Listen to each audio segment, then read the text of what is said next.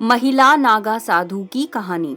हर कोई इस बात को जानता है कि पुरुष ही नागा साधु बनते हैं, पर आपको जानकर हैरानी होगी कि महिलाएं भी इस तरह का जीवन जीती हैं।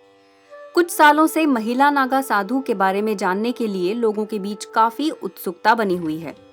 सभी के मन में अब ये उत्सुकता जरूर होगी कि महिला नागा साधु का जीवन कैसा होता है, कैसे वे एक नागा साधु के रूप में अपना पूरा जीवन व्यतीत करती हैं और कैसे वे नागा साधु बनने के इस पड़ाव को पार करती हैं।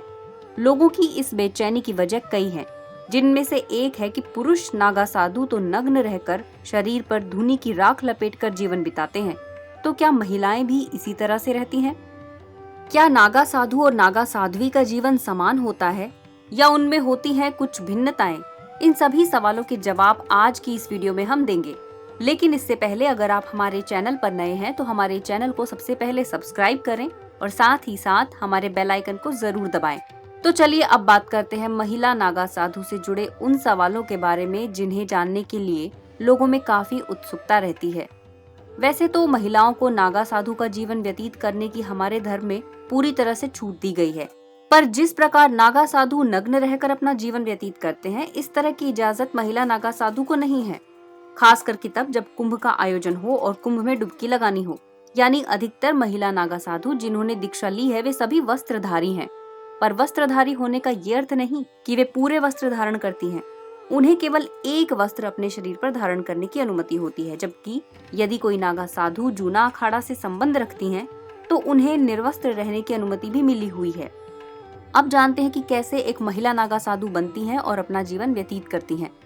किसी भी महिला के नागा साधु बनने से पहले अखाड़े के साधु संत उस महिला के घर परिवार और पिछले जन्म की पूरी जांच पड़ताल करते हैं। फिर नागा साधु बनने से उस महिला को ये साबित करना होता है कि उसका इस समाज घर परिवार से कोई मोह नहीं है। जब इस बात की साधु संतों को अच्छी तरह से संतुष्टि हो जाती है तो वे महिला को आगे की प्रक्रिया जारी रखने की इजाजत देते हैं। फिर वो महिला अपने सांसारिक वस्त्र उतार कर पीले वस्त्र को धारण कर लेती है। किसी भी महिला को नागा साधु बनने के लिए 10 साल तक पूर्ण ब्रह्मचर्य का पालन करना बहुत जरूरी होता है। इसके आगे की प्रक्रिया में महिला का मुंडन और पिंडदान करवाया जाता है। अब महिला नागा साधु को स्नान करने के लिए भेजा जाता है। स्नान करने के बाद वो महिला पूरा दिन भगवान का जाप करती है और प्रातः काल ब्रह्म मुहूर्त में उठकर शिव जी का जाप करती है। इसके बाद संध्या के समय दत्तात्रेय भगवान की पूजा की जाती है।